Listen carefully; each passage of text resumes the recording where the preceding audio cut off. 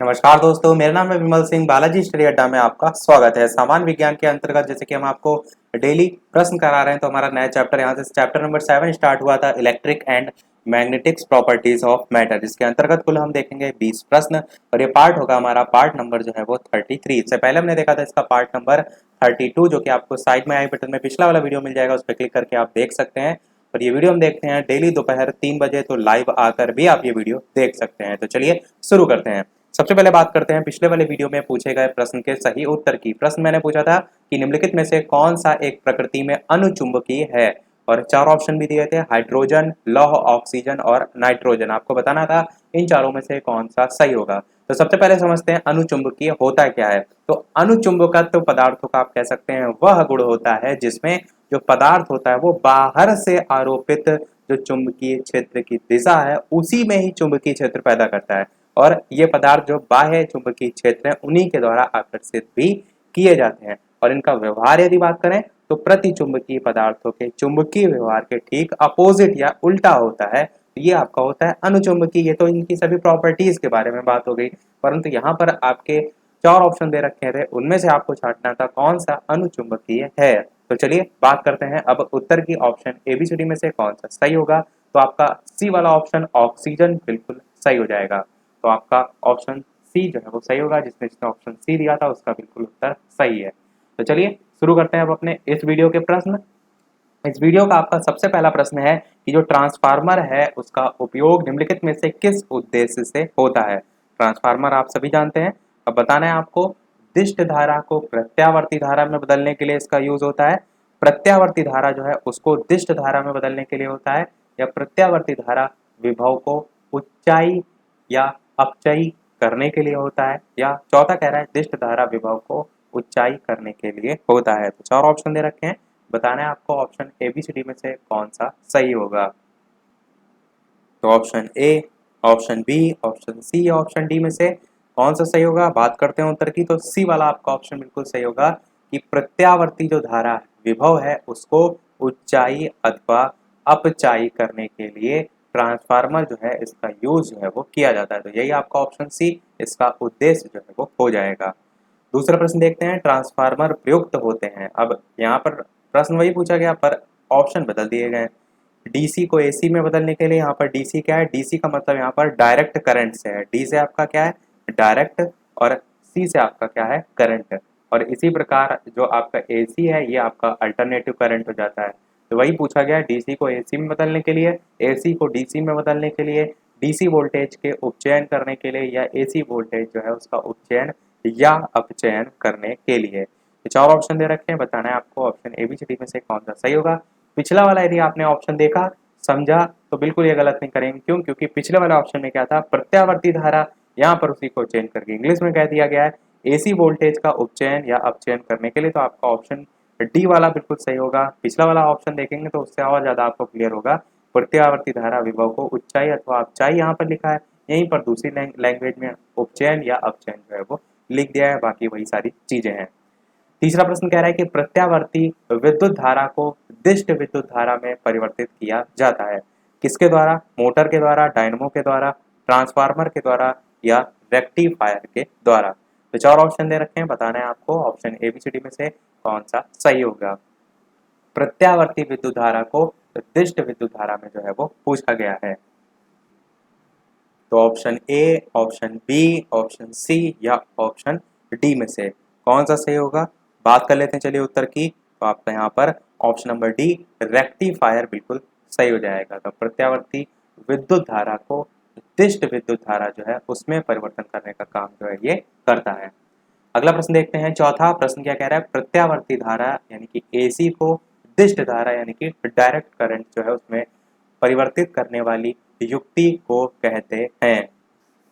तो सेम प्रश्न वही है आपका, बस थोड़ी बहुत चीजें चेंज हुई है। चेंज क्या हुआ है, जैसे कि यहाँ पर एसी लिख दिया गया है, डायरेक्ट करंट इंग्लिश वाले लिख दिए हैं वर्ड, और उसके साथ साथ थोड़ा सा चेंज ये हुआ है कि वहां पर बात की गई थी विद्युत धारा की, और यहाँ पर केवल और केवल धारा लिख दिया। बस ऑप्शन तो वही है, तो आपका ऑप्शन तो बदलेंगे नहीं। ऑप्शन एबीसीडी में से कौन सा सही होगा, तो आप कहेंगे रेक्टिफायर ही आपका बिल्कुल सही हो जाएगा। जो पिछला वाला प्रश्न था वही है, बस और कुछ चेंज नहीं है। तो ध्यान रखिएगा, एसी से डीसी में परिवर्तित करने वाली युक्ति को रेक्टिफायर कहते हैं। पांचवा प्रश्न कह रहा है कि जब टीवी का स्विच ऑन किया जाता है तो श्रव्य तुरंत सुनाई देता है लेकिन दृश्य बाद में दिखाई देते हैं क्योंकि दृश्य को कुछ अभ्यास समय चाहिए। दूसरा कह रहा है श्रव्य और दृश्य दोनों एक साथ शुरू होते हैं। तीसरा कह रहा है कि दृश्य तुरंत प्रारंभ हो जाता है लेकिन श्रव्य बाद में सुनाई देता है क्योंकि ध्वनि प्रकाश की अपेक्षा कम वेग से चलती है। और चौथा कह रहा है ये टीवी के ब्रांड पर डिपेंड करता है। तो अच्छा प्रश्न है, आपने देखा भी होगा जब आप टीवी ऑन करते हैं। तो इसमें से बताना है आपको ऑप्शन एबीसीडी में से कौन सा सही होगा। तो आप थोड़ा सा प्रैक्टिकल बेस्ड सोचिए कि जब आप ऑन करते हैं तो आपको क्या जो है वो एक साथ नज़र आता है या क्या पहले नज़र आता है, क्या बाद में नज़र आता है, उसी पर आधारित ये आपका प्रश्न पूछा गया है। चलिए बात कर लेते हैं अब उत्तर की ऑप्शन एबीसीडी में से। तो बी वाला आपका ऑप्शन बिल्कुल सही होगा, श्रव्य और दृश्य तो दोनों एक साथ जो है वो शुरू होते हैं जब जो टीवी है उसका स्विच ऑन किया जाता है। तो बी वाला ऑप्शन बिल्कुल सही हो जाएगा। देखते हैं अपना अगला प्रश्न, छठा प्रश्न क्या कह रहा है, अति चालकता किस तापमान पर अत्यधिक आर्थिक महत्व की जो है वो हो सकती है जिससे लाखों रुपए की बचत हो। पहला ऑप्शन कह रहा है उस तापमान पर जिस पर अर्धचालक होता है। दूसरा कह रहा है अत्यंत कम तापमान पर। तीसरा कह रहा है सामान्य तापमान पर और चौथा कह रहा है अत्यधिक ऊंचे तापमान पर। तो बताना है आपको ऑप्शन एबीसीडी में से अति चालकता के संबंध में कि अति चालकता किस तापमान पर अत्यधिक आर्थिक महत्व की हो सकती है जिससे लाखों रुपए की बचत भी जो है वो हो। तो चलिए बात करते हैं ऑप्शन एबीसीडी में से कौन सा सही होगा। तो आपका सी वाला ऑप्शन बिल्कुल सही होगा, सामान्य तापमान पर, यही आपका बिल्कुल सही हो जाएगा।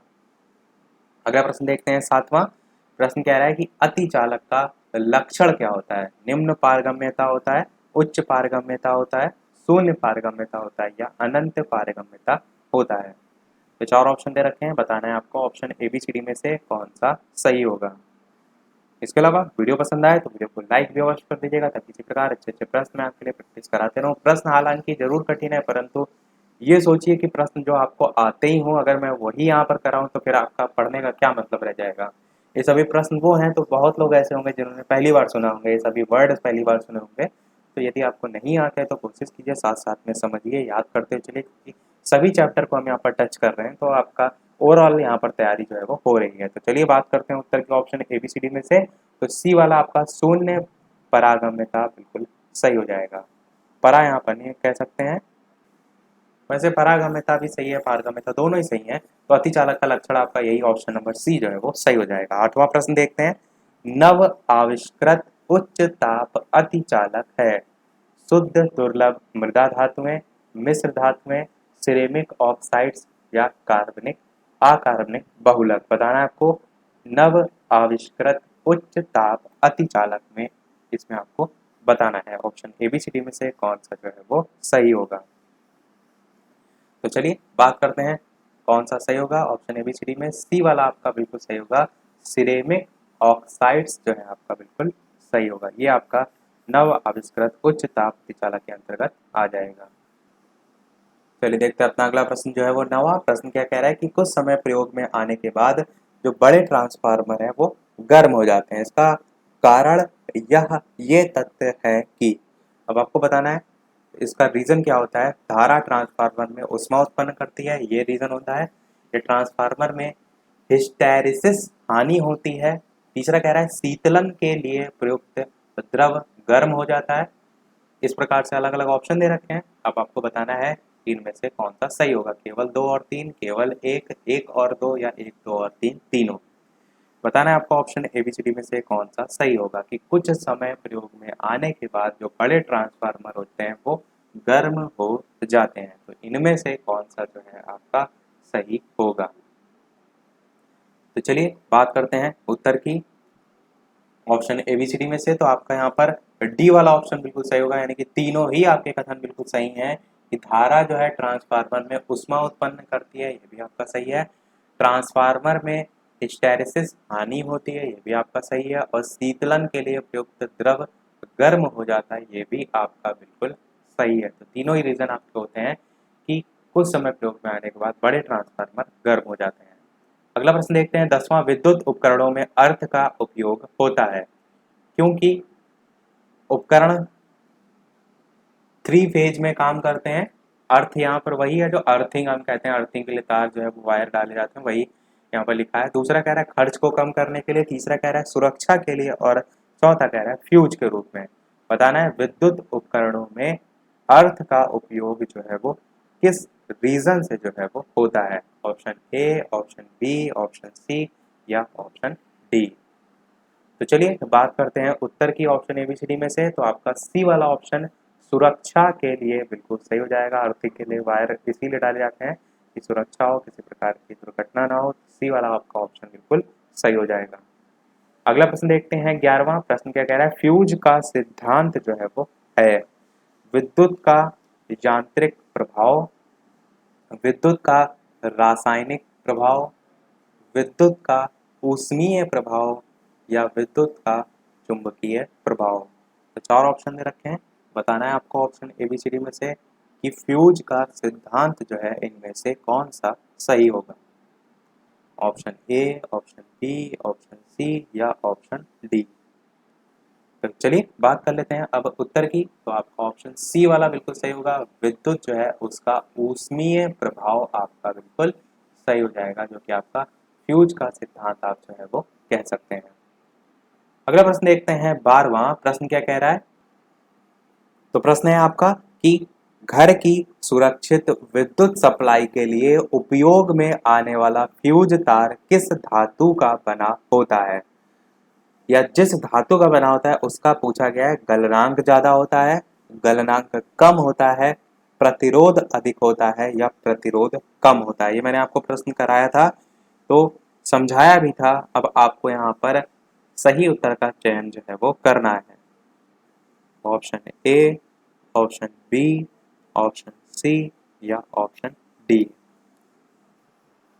तो 4 ऑप्शन में आपको छांटना है कौन सा सही होगा। गलनांक ज्यादा होता है, गलनांक कम होता है, प्रतिरोध अधिक होता है या प्रतिरोध कम होता है। तो चलिए अब बात करते हैं उत्तर की। तो देखिए इनमें ऑप्शन में प्रतिरोध के संबंध में भी आपका होता है, परंतु सबसे ज्यादा इसमें जो सही मेन पॉइंट होता है वो आप देखेंगे कि गलनांक इसका कम होना चाहिए। रीजन क्या है, ओवरलोड होने पर क्या हो, जो फ्यूज हो वो आपका गल जाए और आपका जो विद्युत मतलब लाइट जो है वो कट जाए, जिससे कि जो भी आपके घर में उपकरण है, फ्रिज, कूलर, पंखा जो भी है वो फूकने से बच जाए। तो इसीलिए गलनांक कम होना जरूरी होता है। प्रतिरोध के सेंस में बात करें तो प्रतिरोध आपका कम ज्यादा सही माना जाता है, जैसे कि चांदी, तांबा, एल्यूमिनियम इत्यादि में होता है। तो ये भी फ्यूज तार की विशेषता में आता है। तो दोनों यदि आपको देखने को मिले तो प्रतिरोध कम को प्रेफरेंस आप ज्यादा दे सकते हैं, पर कहीं कहीं आपको प्रतिरोध अधिक भी देखने को मिलता है, परंतु प्रतिरोध कम होता है ये भी आपको देखने को मिलेगा। नेक्स्ट वाला क्वेश्चन देखिए मैं आपको दिखाता हूँ। दोनों पर भेज है कि फ्यूज में प्रयुक्त होने वाली तार की विशेषता होती है तो निम्न प्रतिरोधक शक्ति, निम्न गलनांक, या निम्न प्रतिरोधक शक्ति उच्च गलनांक, या उच्च प्रतिरोधक शक्ति निम्न गलनांक, और उच्च प्रतिरोधक शक्ति उच्च गलनांक। तो उच्च गलनांक वाले तो आप दोनों काट सकते हैं, तो आपका डी वाला भी नहीं होगा, बी वाला भी नहीं होगा। अब बचे दो, निम्न गलनांक या निम्न प्रतिरोधक शक्ति या निम्न गलनांक उच्च प्रतिरोधक शक्ति। तो आपका मैंने क्या कहा, प्रेफरेंस हम ज़्यादा देते हैं किसको, निम्न प्रतिरोधक शक्ति को। तो आपका ए वाला ऑप्शन यहाँ पर सही हो जाएगा। पर कहीं कहीं आपको उच्च प्रतिरोधक शक्ति भी ऑप्शन देखने को मिलता है, ये भी मैं आपको बता रहा हूँ। ऐसा माना जाता है कि फ्यूज जो है उसका जो तार है उसका कम प्रतिरोध वाला होना चाहिए। तो उसके संबंध में मैंने बता दिया। तो आपका यहाँ पर ऑप्शन ए सही हो जाएगा। देखते हैं अपना अगला प्रश्न 14। प्रश्न क्या कह रहा है, कथन दे रखा है, कारण दे रखा है। कथन कह रहा है कि तड़ित चालकों को बनाने में लोहे की छड़ों की अपेक्षा तांबे की छड़ों को वरीयता दी जाती है। दूसरा कह रहा है कारण इसी का कि लोहे की तुलना में तांबा विद्युत का अधिक सुचालक है और वायुमंडलीय परिस्थितियों में सरलता से ऑक्सीकृत जो है वो नहीं होता है। आपको बताना क्या है, उपरोक्त कथनों पर विचार कीजिए और नीचे दिए गए कूट से सही उत्तर का चयन कीजिए। कूट कैसे दे रखा है, ए और आर, यानी कि कथन और कारण दोनों सही है परंतु ए की आर सही व्याख्या नहीं है। दूसरा कह रहा है ए और आर दोनों सही है तथा ए की आर सही व्याख्या है। तीसरा कह रहा है ए सही है आर गलत है। चौथा कह रहा है ए गलत है आर सही है। तो ऑप्शन एबीसीडी में से छांटना है आपको कौन सा सही होगा। तो चलिए बात कर लेते हैं अब उत्तर की ऑप्शन एबीसीडी में से। तो सी वाला आपका बिल्कुल सही होगा कि ए वाला आपका बिल्कुल सही है कि तड़ित चालकों को बनाने में लोहे की छड़ों की अपेक्षा जो तांबे की छड़ें होती हैं उनको वरीयता दी जाती है। किसमें? तड़ित चालकों में। और बी वाला यानी कि आर वाला गलत है, इसका रीजन जो लिखा है वो गलत है, तो उसको हम नहीं पढ़ रहे हैं। कथन आप याद रखिएगा। देखते हैं अपना अगला प्रश्न 15। प्रश्न क्या कह रहा है कि कथन तथा कारण दिए गए हैं। कथन आपका क्या है? तड़ित चालक इमारतों को नष्ट होने से बचाते हैं। कारण लिखा है कि ये आवेश को पृथ्वी तक भेज देते हैं, तो ये कथन वो कारण हो गया। अब आपको वही चीज पूछी गई है कि दोनों सही हैं और आर ए की सही व्याख्या नहीं है, दूसरे में सही व्याख्या है। तीसरा कह रहा है ए सही है आर गलत है, चौथा कह रहा है ए गलत है और आर सही है। अब आपको भी उसी तरीके से छांटना है कि इनमें से कौन सा सही होगा। तड़ित चालकों के संबंध में भी यहाँ पर पूछा गया है, तो option A, option B, option C या ऑप्शन डी में से कौन सा सही होगा। तो बात करते हैं उत्तर की, तो आपका यहाँ पर बी वाला ऑप्शन सही होगा कि ए और आर दोनों आपके बिल्कुल सही हैं और आर ए की सही व्याख्या करता है। यहाँ पर कथन भी मैंने पढ़ के बता दिया, कारण भी बता दिया, तो दोनों आपके बिल्कुल सही हैं। अगला प्रश्न देखते हैं 16। किसी अर्धचालक का प्रतिरोध गर्म करने पर घटता है, स्थिर रहता है, बढ़ता है या उपर्युक्त में से कोई नहीं। अर्धचालक की डेफिनेशन मैंने आपको पहले ही बताई थी, आपको यदि याद होगी कि अर्धचालक उन पदार्थों को कहते हैं जिनकी विद्युत चालकता जो होती चालकों से कम होती है, किंतु जो अचालक होते हैं उनसे अधिक होती है। इसमें सिलिकॉन आपका आता है, जर्मेनियम आता है, कैडमियम सल्फाइड आता है, गैलियम ऑर्सेनाइड आता है। ऐसे इसके एग्जाम्पल हैं। बहुत बार ये भी पूछ लिया था इनमें कौन सा अर्धचालक है, और 4 ऑप्शन वहां पर आपको दिए होंगे। तो चलिए अब बात करते हैं इन ऑप्शन में से कौन सा सही होगा। तो आपका ऑप्शन ABCD में से ए वाला यानी कि घटता है बिल्कुल सही हो जाएगा। तो किसी अर्धचालक का प्रतिरोध गर्म करने पर घटता है, आपका सही हो जाएगा। 17 प्रश्न कह रहा है कि निम्नलिखित में से विद्युत का सबसे अच्छा चालक कौन सा है? तांबा है, एल्यूमिनियम है, चांदी है या सोना है। 4 ऑप्शन दे रखे हैं, बताना है आपको ऑप्शन ABCD में से विद्युत का सबसे अच्छा चालक कौन सा है। Option A, option B, option C या ऑप्शन डी। तो चलिए बात करते हैं उत्तर की। ऑप्शन ABCD में से कौन सा सही होगा। तो आपका ऑप्शन नंबर सी चांदी बिल्कुल सही होगा। इंपॉर्टेंट क्वेश्चन है, पूछा जाता है आपसे। एग्जाम्पल आपको बदले हुए देखने को मिल सकते हैं, परंतु ये प्रश्न पूछा जाता है विद्युत का सबसे अच्छा चालक, ये आपको प्रश्न देखने को मिलता है। तो चांदी ध्यान में रखिएगा। अगला प्रश्न देखते हैं 18। निम्नलिखित द्रवों में से कौन सा ऊष्मा का बहुत अच्छा चालक है? पानी है, पारा है, ईथर है या बेंजीन है। 4 ऑप्शन है, बताना है आपको ऑप्शन ABCD में से कौन सा सही होगा। कौन सा ऊष्मा का बहुत अच्छा चालक है? Option A, option B, option C या ऑप्शन डी में से बात कर लेते हैं उत्तर की। तो आपका ऑप्शन नंबर बी पारा बिल्कुल सही हो जाएगा, जो कि आप कह सकते हैं ऊष्मा का बहुत अच्छा जो है वो चालक है। यहाँ पर प्रश्न में ऊष्मा को लेकर बात की गई थी और इससे पहले वाले प्रश्न में आपका विद्युत को लेकर बात की गई थी। ये दोनों में अंतर है। विद्युत का सबसे अच्छा चालक यहाँ पर पूछा गया था तब चांदी सही था, ऊष्मा का सबसे अच्छा चालक पूछा गया था तब पारा सही था। तो ये आपका अंतर था। देखते हैं अपना अगला और इस वीडियो का लास्ट प्रश्न। इसके बाद एक प्रश्न आपसे भी हम पूछेंगे, जैसे कि सभी वीडियो में हम आपसे एक ना एक प्रश्न पूछते हैं। इसके अलावा वीडियो अभी तक आपने लाइक ना किया हो, थोड़ा भी वीडियो आपको पसंद आया हो, इन्फॉर्मेटिव लगा हो, तो वीडियो को लाइक अवश्य कर दीजिएगा। चैनल पर नए आए हो तो सब्सक्राइब भी अवश्य कर दीजिएगा। और उसके साथ साथ यदि टेलीग्राम चैनल से नहीं जुड़े हैं तो डिस्क्रिप्शन में आपको लिंक मिल जाएगी, सर्च करके भी आप टेलीग्राम से जुड़ सकते हैं। प्रश्न क्या कह रहा है? निम्न में से कौन विद्युत खपत को बढ़ते क्रम में प्रदर्शित कर रहा है? टेलीविजन, पंखा, इलेक्ट्रिकल केतली, विद्युत प्रेस। ये ऑप्शन है, देखिए सब में ऑप्शन आपके सेम है। टेलीविजन, पंखा, इलेक्ट्रिक केतली और विद्युत प्रेस, बस आगे पीछे लिखा हुआ है। अब आपको बताना क्या है? विद्युत जो खपत ज्यादा करते हैं उनको बढ़ते हुए क्रम में बताना है। प्रश्न को ध्यान से समझिए, क्या लिखा हुआ है? विद्युत खपत यानी कि बिजली किसमें सबसे ज्यादा जो है वो खर्च होती है, उसके आधार पर आपको यहाँ पर बढ़ते हुए क्रम में बताना है। ये चीज ध्यान रखिएगा प्रश्न में।